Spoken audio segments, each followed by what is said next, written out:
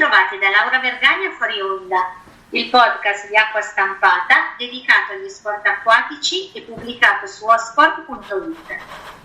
Oggi puntata speciale in compagnia di Mauro Romanenghi. Ciao Mauro. Ciao a tutti e confesso che sono un po' emozionato oggi. Ti capiamo molto bene Mauro, poi sveliamo perché.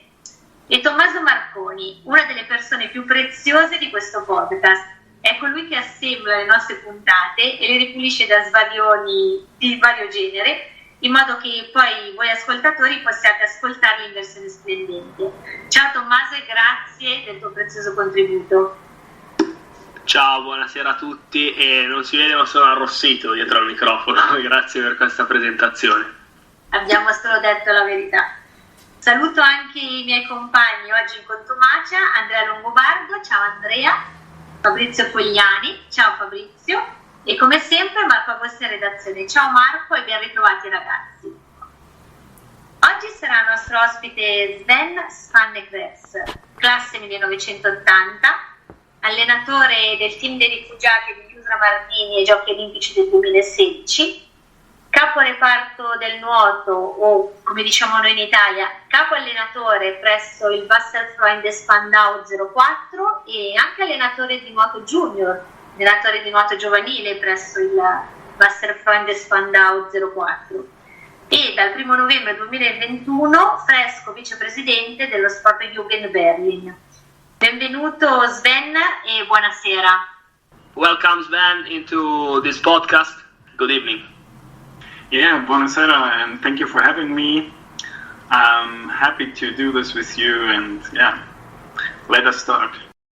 E a questo punto io passo la parola a Mauro con le prime domande, perché ce ne sono tante per Sven.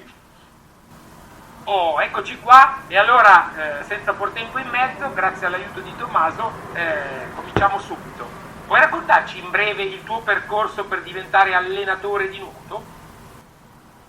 So Sven, can you tell us about how did you decide to become a coach and how did you develop your professional figure as a coach?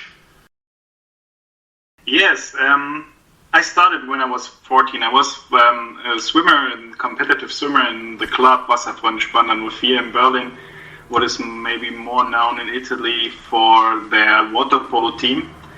I was a swimmer, and when I was 14 I started with beginner groups. I taught kids in the age from 5 to 8 how to swim, and when I stopped swimming by myself in 2021, I had a discussion with my coach what to do next and so on, and finally I found myself back on the pool deck with a group of sport pupils, students.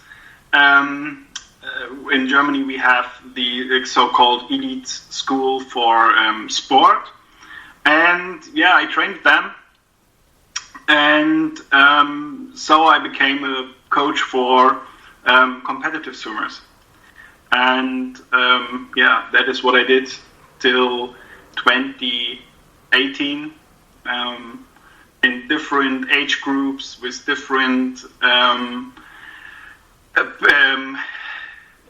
students, different swimmers. Yeah, that was my swimming coach career in a short sentence. E com'è nata l'idea di creare il team dei rifugiati? Da chi è partita questa idea?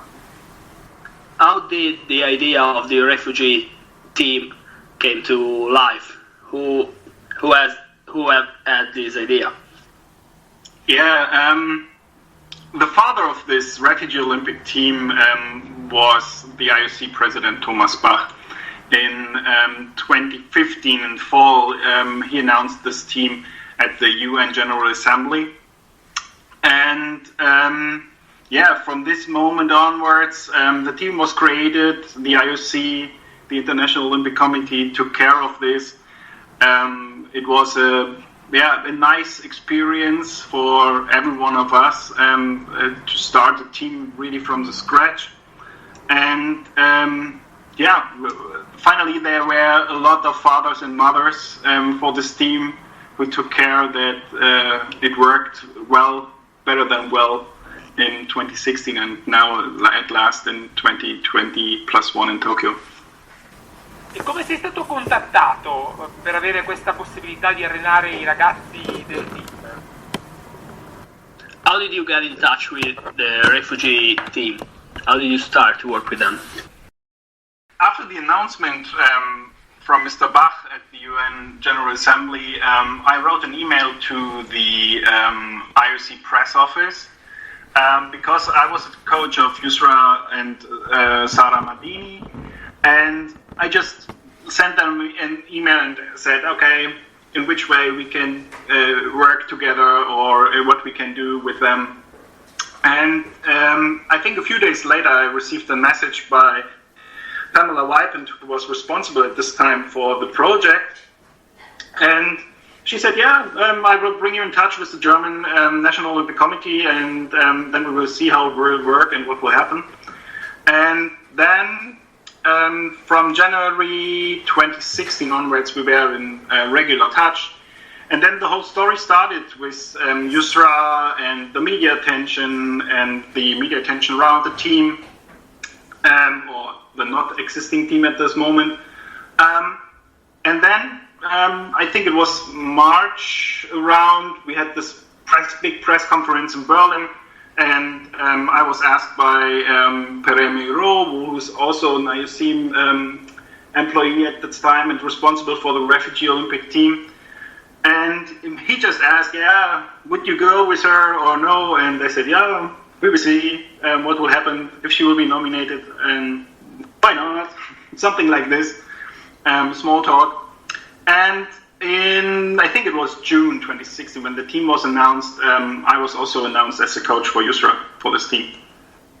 E invece, come hai incontrato Yusra? E la collaborazione con lei è nata subito?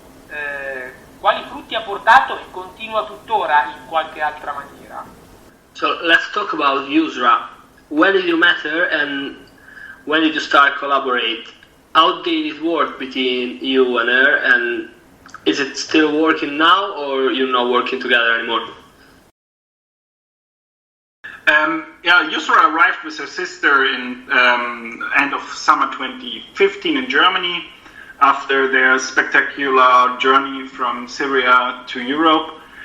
And our club received a call from the emergency refugee camp in Berlin, in Spandau, in the district of Berlin, and they asked, we have here two former Syrian competitive swimmer, and if they can train with us was a question. So we invited them for a first training, and they did very, very well, and we decided that we want to give them the chance. And so all the story started in Berlin with swimming and Yusra and me, because from the first day onwards I took care of Sarah and Yusra with everything, with the paperwork for the application for the asylum seeking process. If it was how to start a new life in Berlin, everything around, and we became really close friends with both Yusra and her sister. And I was a coach then for Yusra. Sarah stopped swimming in the winter 2015 because of an old injury on her shoulder. Like this we started to work together. And then with the highlight 2016, with this Rio Olympics, this amazing experiences, especially in this team with, I think I counted once, I think there were 16 different nationalities in this team, from staff, athletes, volunteers. And so it was a great experience. And after the Olympics, we changed the coach. It was clear before the Olympics that she will train then with older kids and or youth. So I took at this moment just care about everything else that happened in her life. If it was the media attention, to find a management for her, all this, and for sure also to be there for the family, to help them with their new life in Germany. The parents and the little sister came also to Berlin, and till now we are very close. I think it is more a friendship now. It is, Yusra is now also 23 years old, and I'm sometimes I'm like a consultant for her. Sometimes I'm just the one who's explaining her things, or she explains me things. It is a really good friendship till now, and actually she's in Los Angeles for an event at the University of Southern California, and she also talked to me, tells me what happened, with whom she was talking, whom she met, and so on and so on. So yeah, we are still in a good friendship and support and consultant role in something like this. We will never find a way how to explain this, and other people should find a name for this. For us, it is just the normal way how we work together. Grazie Sven. Hai citato lo Spandau, che è appunto il club nel quale lavori. Vi dedicate solo alla parte agonistica nel club, o c'è anche una parte di promozione dello sport come strumento di inclusione sociale? So, talking about your club, do you work only on the competition part of sport, on the competitive part of sport, or do you work even on some project based on social inclusion? In Germany, the sport club world has the first role is to have a social cohesion at everything that is happening. So it is not just the competition, and especially our club. Yes, we have this big water polo team. They play in Champions League, and then we have a swimming team concept where we start from the beginning to the high-level athletes. They train with us, but the main body of the club are normal people who just want to do some sport for themselves, kids and older adults, up to healthcare, sport, and all these things that is normal in life here. But for inclusion, we worked since 2012, especially on the topic for refugees. We have refugee classes every Saturday since 2012, when the first refugees arrived from Syria. We had a cooperation partner with this, and this project is still ongoing. And we do many other things in the club for inclusion, not only on the refugee topic, but it is one thing we try to keep on going as much as possible. I mean, the pandemic was also hit also this project. So, but we are back on track now, and that is what we do in the club. So we see us more like a club that tries to bring everything together, from high competitive sports to healthcare and to inclusion. Grazie Sven. Senti, hai parlato della ripresa delle attività con il tuo club dopo lo stop della pandemia.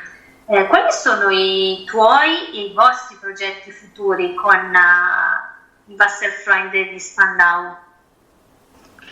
Concerning COVID, you were talking about you and your club going back to sport activities after pandemic. Can you tell us more about the projects you and your club are developing for the future of sports and the future of your club activity?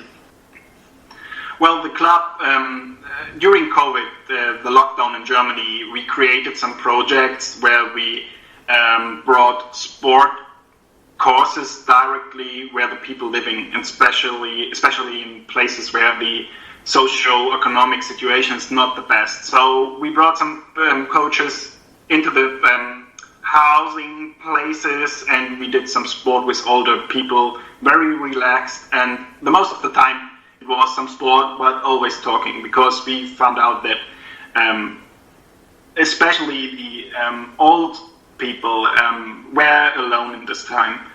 This was one thing we did in the pandemic, and we keep it ongoing now. Also the project, we are in discussions now with the Berlin government or some departments of the government, with the Berlin government, how we can go on with this. And other projects we are doing, the club is still working on the refugee swimming groups.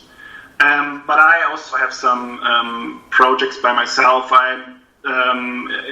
In I think beginning of December, we will start a project to coach coaches for being swim coaches, and this is a course for refugees, especially from Syria. Therefore, we work together with the German NOC and the German Foreign Ministry, and this is like a workshop to bring refugees or people with a refugee background into the swimming world a bit more. And I have also a few other projects I'm working on. One thing is now with the sister of Yusra. She's facing a trial on Thursday in Greece because she helped in 2018 refugees on the Greek island of Lesbos. And there's now an upcoming trial as part, I will say it as part of a criminalization of humanitarian aid. So we work on this too, and I'm still interested in the refugee topic. I try to support the IOC people with the team always when I can, and whatever I can do. I will support the Olympic Refuge Foundation. That is a foundation founded by the IOC, and in this foundation they support sport projects for refugees worldwide. There are some focus countries, but they do it all like an umbrella for organizations, and also funding for developing the project. This is what I do at the moment for projects, and future will show what will be next. Allora, credo che prima di passare alle altre domande ci prendiamo una breve pausa in compagnia di Black Line, soluzione anticloro, la linea di prodotti dermocosmetici a base di principi attivi naturali che elimina il cloro dalla pelle.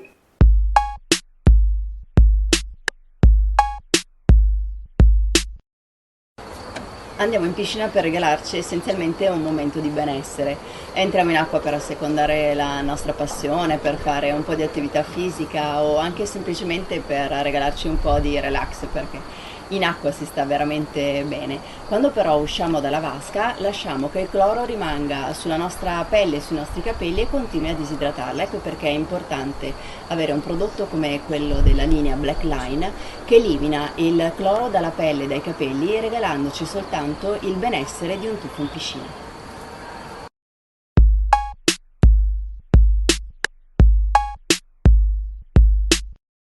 Eccoci rientrati dopo la pausa, sempre in compagnia di Sven Spannekrebs, per continuare la nostra chiacchierata. Sei pronto, Sven? You ready to get back on track, Sven? Of course. Wow! Secondo te lo sport ha ancora una valenza sociale che aveva, diciamo, all'inizio del secolo scorso? Big question now, Sven. In your opinion, do you think that the social value of sports in our society has remained the same across last century and this one? This is a really big question, and more philosophical, I think, at the moment. Historians will write about this in a few decades, I think so. The challenges are there. And I just want to quote the IOC president, Thomas Bach, what he's saying always. It is the quote that brings it to the point, I think. It is, quote, change or be changed, quote end. And this is also for sport, and especially for sport. I mean, sport has an impact in, I think, almost every social part in our life. If it is healthcare, if it is education, if it is competition, digitalization, development, science, wherever you can, everything you can touch in any way, sport. So I think it still has the value, but the way how we see sport and how we do sport, this changed in the past, and this will change in the future more and more and more. Digitalization is one of the things that is a challenge for every traditional European sport club. I think it's the same if you look in Germany, Italy, Spain, or wherever. Always there's a challenge. And for the members or for the people who want to do sport, it's also a change. Yeah? We have now this lockdown where people ran home office. The normal way how we did sport was not possible. And all this comes back now, but something will stay. And in Berlin, we do, also before the lockdown, before COVID started, we had projects where we try to bring sport to different places, into the parks, on the streets and the woods and everywhere. So that sport is more accessible for everyone. And these challenges will definitely stay for the clubs, for everything, but in general the sport and the sport system, the organized sport system, will survive. Yeah? We just have to see in which way we can support the society and the people in this new or changing world. I think this is the challenge, and sport will ever be there. And if we look into the high competitive sport, we can look at football. I think there will be always 1 million and over 1 million or billion viewers for world championships and all this. But they have also their challenges, and they will also be changed. But they will survive. And this is for every sport. The next generation, maybe they will see sport or high competitive sport like football in a different way than I was grow up.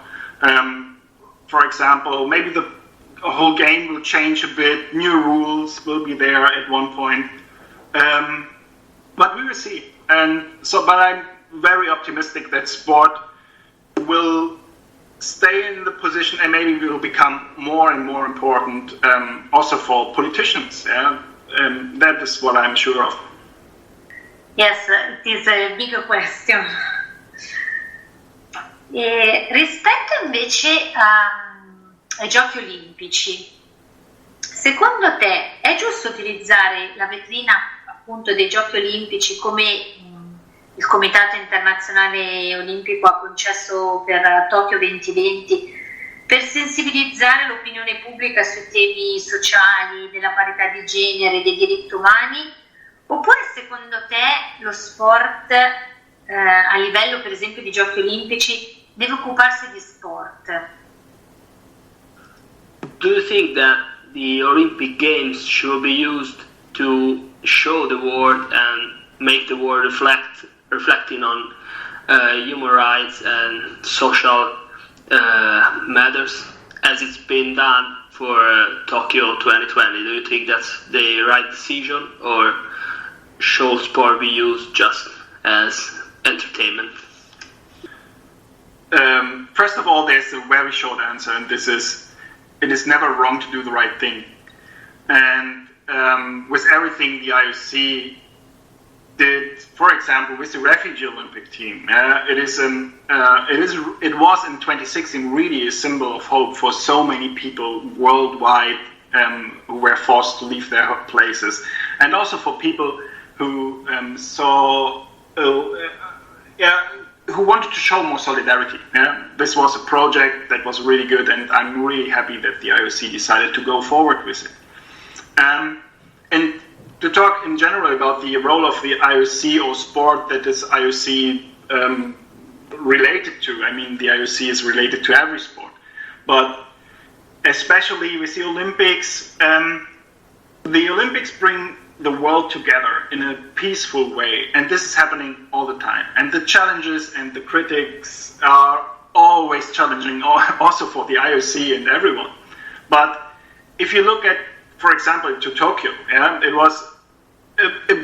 was a moment when they had to make a decision last year to decide to postpone the games, and they decided to do this and to make the Olympics 1 year later in Tokyo. And when I look back now to this Olympic Games, and first of all, as a sport fan, I don't want to miss the competitions. Every single competition was a great competition. And I also think that the Olympics themselves were good at this moment, because after this pandemic, or while the pandemic is still going on, it is also something like a light. The IOC is always using the word at the end of the light at the end of the tunnel, but I don't want to use this. For me, it is more like we had something that was common for us, that was normal for us, that showed us, okay, there's still a normal life possible. Yeah, it's possible to organize an event with more than 10,000 athletes, with more than, I don't know how many volunteers, with so many things. Yes, with no spectators, but there was a way that was shown that there is a bit of normality. And every Olympic Games will always be politicized. Yeah, this is something you cannot change this. And to be honest, we always say sport is unpolitical, but I don't think so in a wider context, because as I said before, when we look into the health system worldwide, sport cannot be unpolitical. We have to be more political, for example, on this. We have to talk to politicians and to make clear why sport is needed. And this works through politics. But the neutrality of sport and of the Olympics, I think this is very important to keep this and always to explain this. Yeah, when we look now to the Winter Games in Beijing, yeah, there's a reason to criticize Beijing, but it's not the sport is responsible for this critics. Yeah, this has to come from politicians, real politicians, and not from a sport political organization or the part of this organization. And also, there's always a chance to use this to bring the people together to talk and maybe to affect them in a way to say, hey, this is the European way. We did not everything right in the past centuries, but yeah, we found a way to live together in peace and harmony, with to discuss things, and maybe we can affect some other countries where it is at the moment not normal to go this way.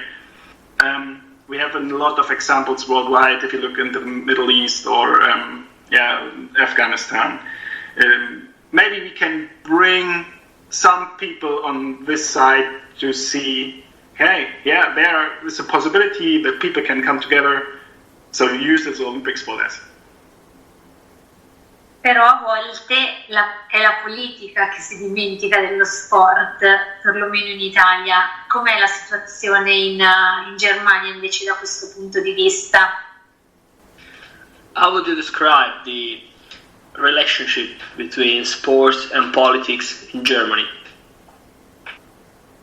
On the paper, it is separated. Yeah, the sport organizations are standalone system, but of course you cannot separate it really.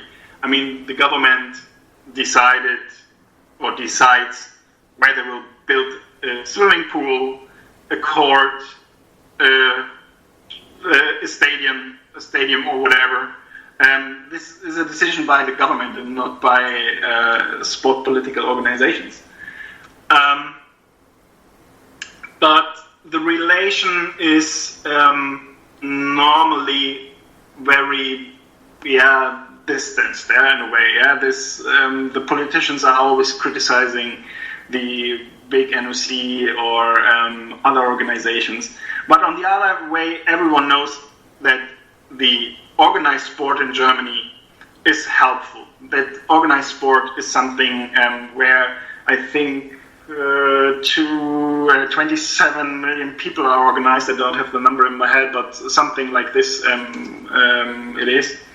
And so it is a symbiosis between sport and politicians and clubs and federations and the National Olympic Committee, and they try to arrange themselves in the system. I think this is the best way how to explain it. We don't have fights between all these parts in a way that you say, oh, everything is lost. Finally, it's mostly a discussion, and that is how I think to explain the situation the best. Grazie Sven. Ho ancora un'altra domanda filosofica per te, poi le ho concluse. A questi Giochi Olimpici si è parlato molto anche di salute mentale degli atleti e gli atleti stessi hanno manifestato quanto lo sport ad alto livello possa avere degli effetti anche forti sulla salute mentale. Rispetto a questo tema, qual è il tuo pensiero e la politica del tuo club? So Sven, we are having another philosophical question, but this is going to be the last one. And concerning mental health issues and relationship with the last Olympic Games, the athletes made a big statement on the influence that competitive sports have on the mental health of athletes. We'd like to know what's your opinion, what's your position on these matters, and what's your club's one? As a club, we work together with mental health coaches and psychologists since a few years. I started with mental training, I think, a few years after I started with the competitive swimmers. I don't know the year, but it must be around 2006, 2007, when I started to do mental health work with my athletes. They were young, very easy. You just can prepare them with some funny things to draw a picture where they could express themselves, what they fear, what they're happy about for the next competition, things like this, or just to start to do some breathing exercises, all of this. So this is my position that shows that I really think that is necessary to work on this. And in my opinion, in Germany, we missed to work on this too long. It is now coming up. It's becoming more and more normal to work with mental coaches and psychologists together. In the USA, for example, it is very normal to have a psychologist or mental health trainer in the team. Not everywhere, for sure, but in Germany it was, you had to look for this. I remember it was in discussion with this football coach. He tried to work together with a psychologist, and he said, but I have to hide them. No one has to know this because the colleagues don't like it. I think this is wrong. And when we look now back at Tokyo, or we can go back to Rio, when also people stood up and said, hey, there was an issue in my life. And also Michael Phelps explained it a lot of times. And now we have Simon Biles, the same. And it is something where nobody should be ashamed of. It is, and I also think that it is something that especially in sport. Mental health issues are everywhere in a modern industrial civilization. You have this everywhere. Depressions, burnouts, or all the other things that can happen that can give a mood to something. So it is good that now the sport is standing up and that athletes make it more public, because it is needed that we speak about this to also to take the responsibilities in the society. I mean, sport is a role model for so many things. Athletes are role models. And if it is more normal to talk about mental health issues, it is good for the whole society. So I was really happy when Biles said, hey, there is something and I have to talk about this, and all the others who did it in the past or will do it or still doing it, and talk about this. I think we have a long way to go on this, and especially to take more care about the athletes, that they are not in this situation, that we, as coaches, as a team of coaches, will see when it is the moment to stop something or to change something or to talk about something with the athlete or athletes. And also to encourage the athletes to come to the coaches, to go to the psychologists, to friends, to their parents, to whomever they trust, to say, hey, I have something. And then that the people know how to react on this and how to deal with the situation. And therefore, the coaches has to be trained, the physiotherapist has to be trained, and the athletes has to be trained for this, to work on these things and also to find solutions that you are not in this stress situation in a competition like the Olympics. I mean, you can, in a way, you can control it better than it's happening at the moment. Ecco, torniamo un attimo al nuoto, che diciamo è lo sport per cui ti abbiamo contattato. Ecco.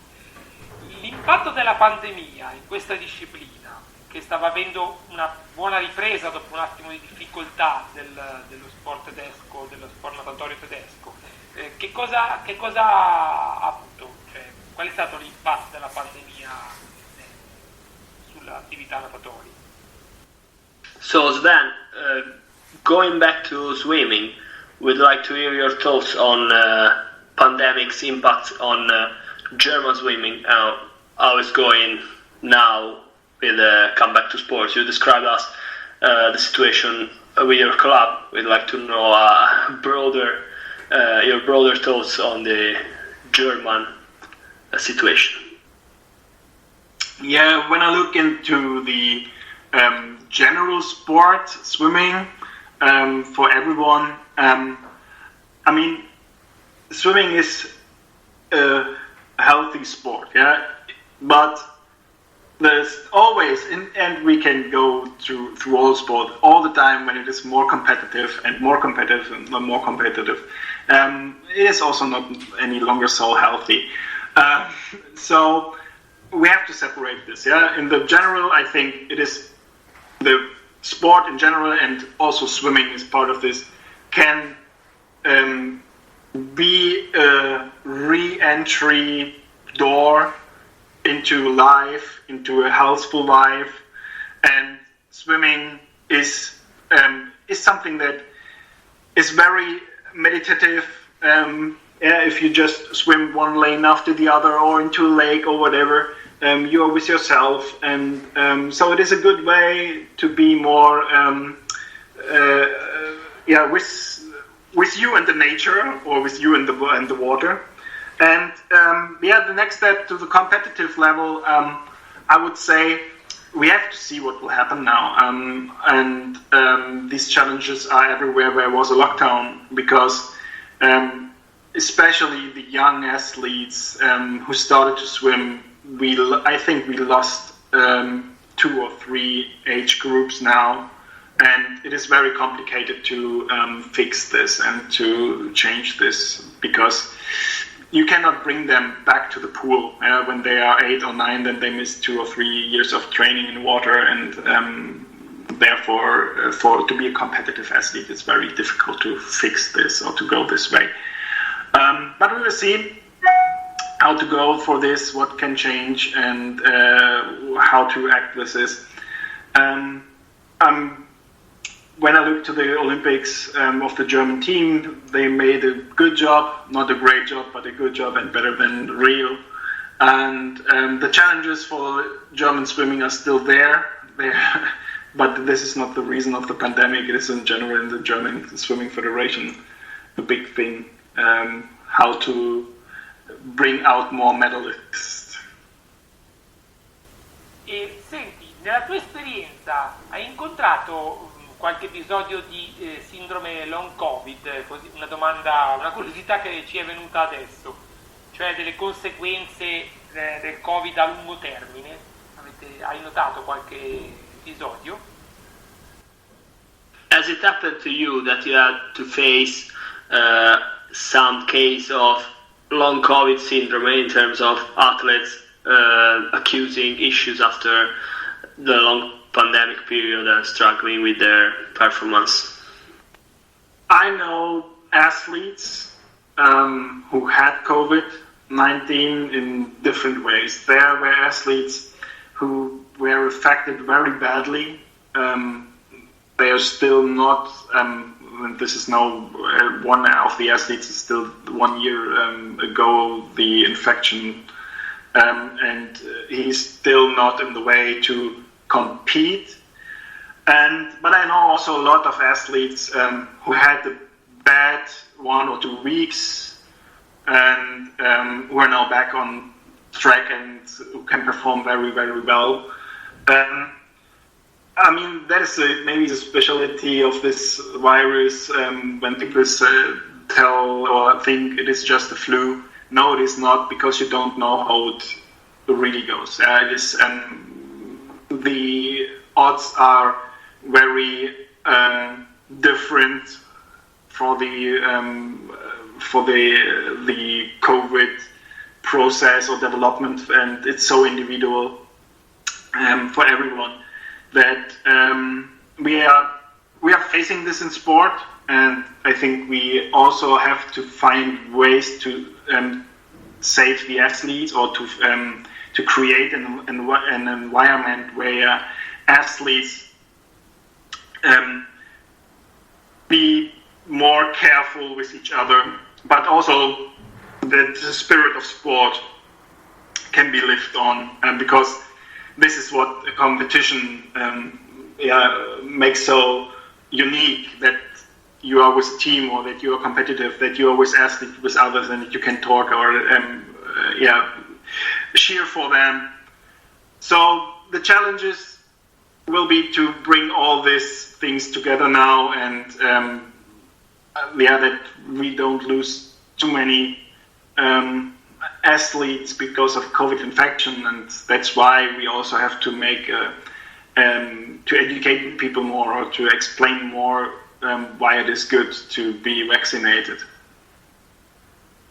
E siamo alla fine di questa bellissima chiacchierata, e quindi ci lasciamo con una curiosità. Ma Sven, durante le Olimpiadi, quale sport ha seguito da tifoso? With the last question of this amazing interview, we just wanted to know something about yourself, and we'd like to ask you, what have you been following as a supporter during the last Olympics, in terms of which discipline? I think at this Olympic Games, I really watched each sport. For sure, I watched every competition of refugee Olympic athletes. I booked a player to see every competition, but I also, my home office made it possible that I could watch really everything, and also for the Paralympics, I was able to watch a lot of competitions. And for me in general, I like every sport, and when I will be retired, I think I need someone who's taking care of me, that I won't just sit on my sofa and watch the whole time sport. This is a challenge for this person. Grazie Sven, abbiamo soddisfatto anche l'ultima curiosità e ti ringraziamo per la gentilezza e per il tempo che ci hai dedicato. Thank you, Sven, for your time and your kindness. We really appreciate your time. It was amazing to chat with you. Thank you very much. Yeah, thank you very much for inviting me. It was a very special interview with a lot of really good questions, and I hope I gave some good answers, and not good answers, but because this is really my opinion, but that everyone will understand what I wanted to express. And keep going with your work, and I hope maybe there will be a time when we can meet, so let's see. Soprattutto le mie domande filosofiche. E senti Sven, in bocca al lupo di cuore e buona fortuna per tutti i tuoi progetti. Just wanted to say to you, best of luck on all of your projects. Thank you so much. Grazie mille. Grazie ancora. E a questo punto è giunto il momento di salutare anche i miei compagni di squadra, Mauro Romanenghi. Ciao Mauro. Ciao a tutti ragazzi, e grazie a Sven, veramente, thank you Sven for your interview and your amazing reply. Grazie Mauro. Grazie anche a Tommaso Marconi per il tuo prezioso contributo, supporto e adattamento per la traduzione di questa intervista. Grazie di cuore Tommaso. Grazie a voi per il divertimento, grazie, un piacere. E salutiamo anche Andrea Longobardo, ciao Andrea, Fabrizio Fogliani, ciao Fabrizio, e un ringraziamento speciale a Marco Agosti in redazione, ciao Marco. Prima di concludere vi ricordo che sul sito asport.it potete trovare tutte le puntate di Fuori Onda e scaricare i podcast. La sigla di Fuori Onda è I Like Peanuts, disponibile in licenza Creative Commons su audionautics.com. Il montaggio di questa puntata è a cura di Tommaso Marconi di Radio CT Sport. Per oggi è tutto, appuntamento alla prossima puntata e un caro saluto a tutti gli ascoltatori da Laura Vergani e da FuoriOnda.